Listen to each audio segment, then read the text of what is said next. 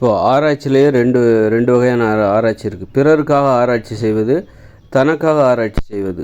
தற்சார்பு முறை, அதாவது தற்சார்பு முறையில் ஆராய்ச்சி எல்லாருமே ஆராய்ச்சியாளர்களாக இருப்பாங்க. ஏன்னா தனக்காக ஆராய்ச்சி பண்ணுவாங்க. இப்போ பார்த்திங்கன்னா, இப்போ இந்த இயந்திர அறிவியல் உலகில் எல்லோரும் இந்த ஆராய்ச்சியாளர்கள்னு யாரெல்லாம் நம்ம சொல்கிறோமோ அவங்களாம் மற்றவங்களுக்காக, பிறருக்காக ஆராய்ச்சி பண்ணுறாங்க. ஏன்னா அந்த ஆராய்ச்சி வச்சு தான் அதுதான் அவங்களுடைய தொழில். அதை செஞ்சு அவங்க பணம் சம்பாதிக்கணும். அதனால் பிறருக்காக அவங்க என்ன சொல்கிறாங்களோ, அந்த ஒரு கம்பெனியில் வேலை பார்க்குறாங்களா, அவங்க என்ன சொல்கிறாங்களோ அதை ஆராய்ச்சி பண்ணுவாங்க.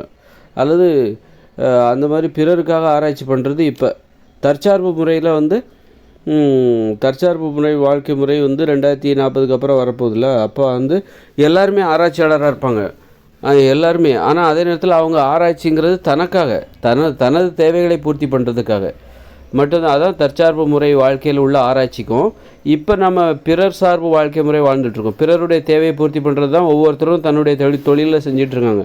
இப்போ விவசாயம் பண்ணுறாங்கன்னா அவங்க விவசாயம் பிறருக்கு தேவையான உணவை உற்பத்தி பண்ணுறாங்க. நெசவாளி பிறருக்கு தேவையான ஆடைகளை உற்பத்தி பண்ணுறாங்க. வீடு கட்டி கொடுக்குறவங்க பிறருக்கு தேவையான வீடை கட்டி கொடுக்குறாங்க.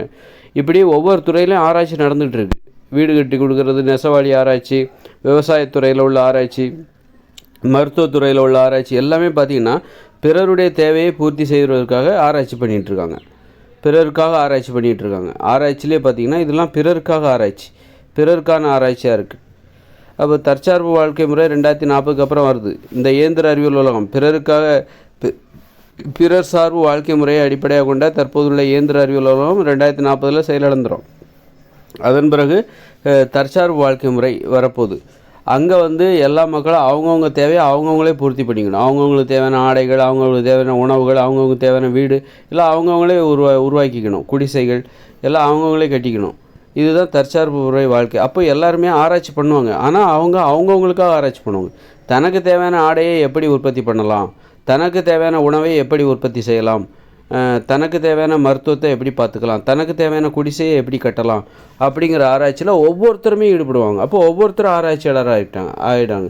ஒரு குடிசை கட்டணும்னா அதுக்கும் நம்ம ஆராய்ச்சி பண்ணணும். எப்படி கட்டலாம், ஒழுகாமல் எப்படி கட்டலாம், ஒரு குடிசையில் மழை தண்ணி ஒழுகாமல் எப்படி கட்டலாம், உணவை எப்படி உற்பத்தி பண்ணலாம், எதை போட்டால் இந்த நோயை குணப்படுத்தலாம். எல்லாருமே விவசாயம் பண்ணுவாங்க. அப்படிங்கும்போது அந்த விவசாய நிலத்தில் உள்ள பிரச்சனைகளை எப்படி சரி செய்வது, எல்லாருக்கும் ஒவ்வொரு விதமான பிரச்சனை வரும். அப்போ இந்த இதுக்கு என்ன மருந்து பண்ணலாம் அப்படின்னு சொல்லி ஆராய்ச்சி பண்ணுவாங்க. 4 பேர்ட்ட ஐடியாவும் கேட்பாங்க. அது மாதிரி ஒரு ஆடையை எப்படி உற்பத்தி பண்ணணும், எப்படி குளிர்காலம் வரப்போது, சரி குளிரை தாங்குகிற மாதிரியான ஒரு ஆடையை எப்படி தயாரிக்கலாம் அப்படின்னு சொல்லிட்டு அவங்கவுங்களுக்கு தேவையான ஆடையை தயாரிப்பதற்காக ஆராய்ச்சி பண்ணுவாங்க. அப்போ மற்றவங்களோட உதவியும் கேட்டுப்பாங்க. கூட்டாகவும் ஆராய்ச்சி பண்ணுவாங்க. இதை பண்ணலாம், அதை பண்ணால் சிறப்பான ஒரு ஆடையை தயாரிச்சிடலாம் அப்படின்னு சொல்லிட்டு பண்ணுவாங்க. அப்புறம் அந்த ஊரில் உள்ள ஒரு ஊராக தான் வசிக்க போகிறாங்க அப்படின்னா அந்த ஊரில் உள்ள பிரச்சனையை எப்படி சரி செய்யலாம் அப்படின்னு சொல்லி அந்த மக்கள் ஆராய்ச்சி பண்ணிகிட்டு இருப்பாங்க. அந்த ஊரில் உள்ள பிரச்சனையை எப்படி சரி செய்யலாம் அப்படின்னு சொல்லி அந்த மக்கள் ஆராய்ச்சியில் ஈடுபடுவார்கள். அப்படி இந்த மாதிரி எல்லாமே தங்களுக்காகவே அவங்களே அவங்களுக்கு ஆராய்ச்சி பண்ணிக்கணும். இன்றைக்கி பார்த்திங்கன்னா நாம் வீடு கட்டுறோம். நம்ம வீடு எப்படி இருக்கணும்னு சொல்லி நாம் ஆராய்ச்சி பண்ணுறது கிடையாது. யாரோ ஒரு கட்டுமானத்துறை கம்பெனிக்காரங்க அவங்க ஆராய்ச்சி பண்ணுறாங்க. அந்த காங்கிரீட் கம்பி, சிமெண்ட்டு கம்பெனிக்காரன் சிமெண்ட்டை பற்றி ஆராய்ச்சி பண்ணுறோம். நம்ம போய் வாங்கிக்கிறோம். ஆனால் நம்ம தான் அதை பயன்படுத்துகிறோம். நம்ம தான் அந்த மாதிரி அதை அவங்களோட ஆராய்ச்சியை பயன்படுத்தி நம்ம ஒரு வீட்டை கட்டிக்கிறோம். ஆனால் அந்த ஆராய்ச்சியில் நம்ம ஈடுபடுறோமா? கிடையாது. அந்த ஆராய்ச்சி நம்ம செய்கிறதில்ல. நாம் ஆடை அணிகிறோம். அந்த ஆடையை நம்ம மார்க்கெட்டில் கடையில் போய் வாங்கிக்கிறோம். ஆனால் அந்த நெசவு துறையில் பெரிய ஆராய்ச்சியே நடக்குது. எப்போ பார்த்தாலும் ஆராய்ச்சி உலகம் முழுக்க நடந்துக்கிட்டே இருக்குது. ஆனால் நாம் ஆராய்ச்சி பண்ணுறதில்ல. நாம் தான் அந்த ட்ரெஸ்ஸை உடுத்துகிறோம். ஆனால் நாம் ஆராய்ச்சியில் ஈடுபடுவதில்லை. அதுமாதிரி மருத்துவத்துறையில் நடக்கிற ஆராய்ச்சி, நம்ம மருந்து வாங்குகிறோம். ஆனால் மருத்துவத்துறையில் யாரோ நமக்காக ஆராய்ச்சி பண்ணுறாங்க. யாரோ நமக்காக விவசாயத்துறையில் ஆராய்ச்சி பண்ணி உணவுகளை உற்பத்தி செய்கிறார்கள். யாரோ நமக்காக நெசவுத்துறையில் ஆராய்ச்சி பண்ணி ஆடைகளை, துணிகளை நெய்கிறார்கள். இப்படி பார்த்திங்கன்னா யாரோ நமக்காக ஆராய்ச்சி பண்ணி வாகனங்களை தயாரிக்கிறார்கள். யாரோ நமக்காக ஆராய்ச்சி பண்ணி கட்டுமானத்துறையில் ஆராய்ச்சி செய்கிறாங்க.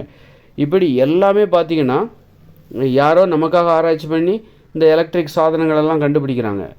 இப்படி ஆனால் நாமளும் இந்த உலகத்துக்காக ஏதோ ஒன்று ஆராய்ச்சி பண்ணி ஏதோ ஒன்று கொடுக்குறோம். நம்ம சார்பாக ஏதோ ஒன்று கொடுக்குறோம். நாம் செய்கிற தொழில் மூலமாக நம்முடைய சார்பாக அந்த மக்களுக்கு இந்த உலகத்துக்கு எதையோ ஒன்று கொடுக்குறோம். இப்படி ஒவ்வொருத்தரும் ஒவ்வொரு இதை எடுத்துக்கிட்டு பண்ணுறாங்க. இதான் பிறர் சார்பு ஆராய்ச்சி. ஆராய்ச்சியே பார்த்திங்கன்னா பிறருக்காக ஆராய்ச்சி பண்ணுறது. அது ரொம்ப கடினம். பிறருக்காக ஆராய்ச்சி பண்ணும்போது அதில் வியாபாரம் எல்லாமே இருக்குது. வியாபாரம் ஆகணும், நம்ம ஆராய்ச்சி பண்ணுறது வியாபாரம் ஆகணும், முதலீடு பண்ணி அது விற்பனை ஆகணும். விற்பனை பண்ணும்போது நிறைய போட்டி வரும். நம்மளை போலவே நம்முடைய துறையில் நிறைய பேர் வருவாங்க, போட்டியாளர்கள் வருவாங்க. யாருடைய தயாரிப்பை வாங்க போகிறாங்க, யாருடைய ஆராய்ச்சியின் மூலம் உற்பத்தி செய்யப்பட்ட அந்த தயாரிப்பை வாங்க போகிறாங்க அப்படிங்கிறதுல ஒரு போட்டி, மக்களை கவரணும். அப்போ வந்து ரொம்ப சிறப்பாக ஆராய்ச்சி பண்ணணும். சிறப்பான ஒரு ஆடையை தயாரிக்க வேண்டும், சிறப்பான ஒரு கட்டுமான பொருட்களை தயாரிக்க வேண்டும். வீடு கட்டுவதற்கு சிறப்பான உணவுகளை உற்பத்தி செய்ய வேண்டும், கவர்ச்சியான சிறப்பான உணவுகளை உற்பத்தி செய்ய வேண்டும். இப்படி சிறப்பான வாகனங்களை உற்பத்தி செய்யணும். இப்படி சிறப்பாக தேவைகளை வந்து சிறப்பாக செஞ்சால் தான் மக்கள் வாங்குவாங்க. அப்போ தான் நம்ம பிறருக்காக செய்கிற ஆராய்ச்சியின் மூலம் நமக்கு வருமானம் கிடைக்கும். பிறருக்காக ஏன் ஆராய்ச்சி பண்ணுறாங்க? அவ்வளோ நல்லவங்களாமாங்க. இந்த பணத்தை சம்பாதிக்கிறதுக்காக பிறருக்காக ஆராய்ச்சி பண்ணுறாங்க, பிறருக்கு தேவையான மருந்துகளை தயாரிக்கிறாங்க. அப்போது அதில் வந்து பிறரை நம்பும்போது அந்த மருத்துவ கம்பெனி என்ன பண்ணுறாங்க? நோய் குணமாகக்கூடாது, அதே நேரத்தில் நோயாளிகள் தங்களுடைய மருந்தை வந்து தினசரி பயன்படுத்தணும், அன்னன்னைக்கு அது குணமாகணும், மற்றபடி நிரந்தரமாக குணமாகிடக்கூடாது. அப்படி நம்ம பிறரை நம்பும்போது, பிறருக்காக ஆராய்ச்சி செய்யும்போது இந்த மாதிரி ஆராய்ச்சியாளர்கள் நம்மளை ஏமாற்றவும் செய்வாங்க. அது மாதிரி உணவுப் பொருட்கள் ஏதாவது போதைப் பொருட்களை கலந்துப்பாங்க. மீண்டும் மீண்டும் அந்த உணவுப் பொருட்கள் நம்மளை அடிமைப்படுத்துகிற மாதிரி நமக்கே தெரியாமல் எதையாவது கலந்துருவாங்க. இந்த மாதிரி பிறரை நம்பும்போது நமக்கு தேவையான நம்முடைய தேவைகளுக்காக பிறர் ஆராய்ச்சி செய்யும்போது, மற்றவங்களாம் ஆராய்ச்சி செஞ்சு நமது தேவைகளை பூர்த்தி செய்யும்போது அதில் நல்லது மட்டுமே நடக்கும்னு நம்ம நம்ப முடியாது, அதில் கெட்டதும் நடக்கும். அதனால் வந்து நமக்கு தேவையான பால் அப்படின்னு சொல்லிட்டு யாரோ ஒருத்தர் உற்பத்தி பண்ணி நமக்கு பாக்கெட் பால்லாம் கொடுக்குறாங்கன்னா அந்த பாக்கெட் பாலில் யூரியாலாம் கலக்கிறாங்க, செயற்கையான பால்லாம் கலக்கிறாங்க. கெமிக்கல்லாம் கலந்தால் பால் போன்ற நிறம் வரும், அப்புறம் அந்த வாசனை வரும். அந்த மாதிரிலாம் தயாரிக்கிறாங்க.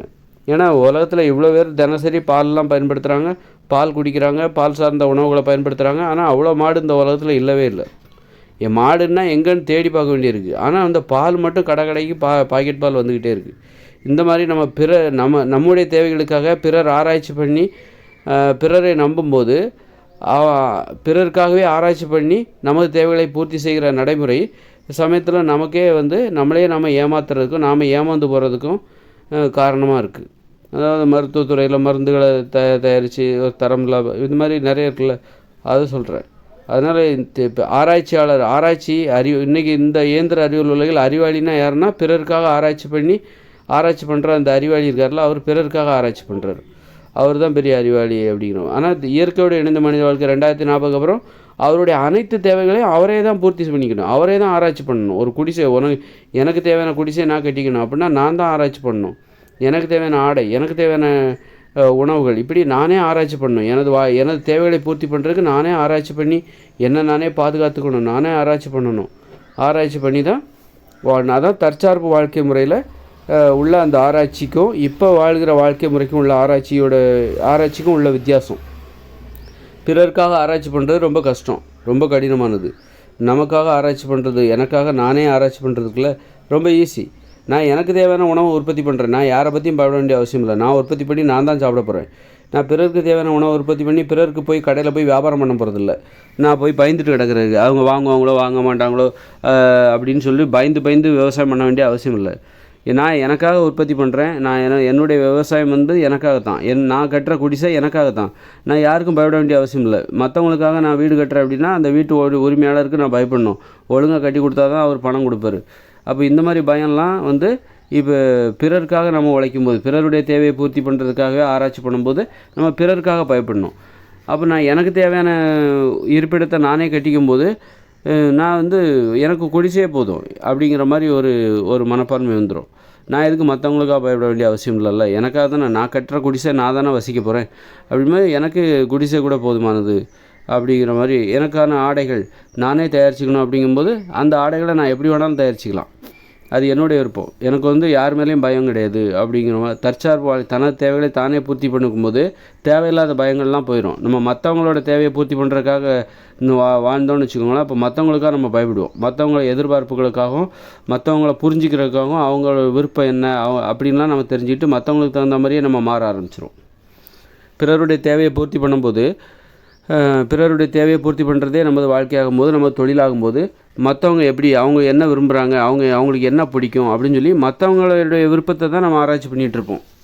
நம்மளை பற்றிலாம் நமக்கு முக்கியம் கிடையாது. ஆனால் அதுவே நமது தேவையை நம்ம பூர்த்தி பண்ணும்போது, நமது தேவையை நாமே பூர்த்தி பண்ணும்போது நமக்கு என்ன பிடிக்கும், நமக்கு எது தேவை, நமக்கு இது போதும், இந்த அளவுக்கு போதும் அப்படிங்கிற மாதிரி எளிமையாக அது மாறிவிடும்.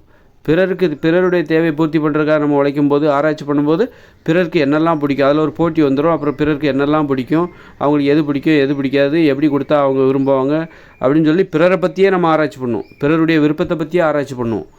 பிறருடைய விருப்பத்தை ஆராய்ச்சி பண்ணால் தான் பிறருடைய தேவையும் பூர்த்தி பண்ண முடியும். ஆனால் பிறருடைய தேவையை பூர்த்தி பண்ணுறதுக்கு இங்கே ஒரு போட்டியே நடக்குது. அந்த போட்டியில் நம்ம ஜெயிச்சு பிறருடைய தேவையை நம்ம பூர்த்தி பண்ணி அதன் மூலம் பணம் சம்பாதிக்கணுங்கிற கட்டாயம் இந்த உலகத்தில் இருக்குது. அப்படி இருக்கும்போது பிறருக்காக நம்ம ஆராய்ச்சி பண்ணுறது அவ்வளோ கஷ்டமான விஷயம். நமக்காக ஆராய்ச்சி பண்ணும்போது நம்ம யார் கூடயும் போட்டி போடணுங்கிற அவசியம் இல்லை. எனது தேவைக்காக நான் ஆராய்ச்சி பண்ணுறேன், அதுக்காக நான் ஏன் மற்றவங்களோட போட்டி போடணும்? ஆனால் பிறருடைய தேவைக்காக நம்ம ஆராய்ச்சி பண்ணி பிறருடைய தேவையை பூர்த்தி பண்ணும்போது நம்ம கஷ்டப்பட்டு போட்டி போட வேண்டியிருக்கு, அவங்க கூட நம்ம போட்டி போட வேண்டியிருக்கு.